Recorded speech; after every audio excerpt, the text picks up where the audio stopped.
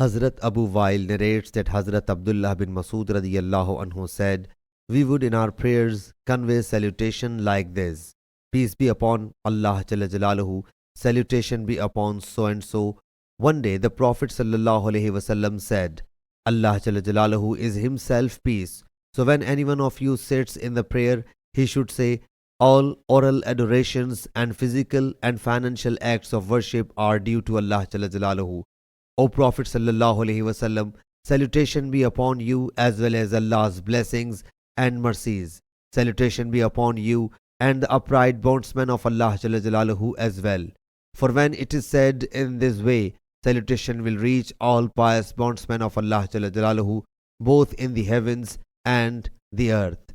He should then say, I testify that there is no worthy of worship save Allah Jalla Jalaluhu, and I testify that Hazrat Muhammad sallallahu alaihi wasallam is his bondsman and apostle. Then he has option to choose any supplication he pleases. Sahih Bukhari, Hadith number 6328.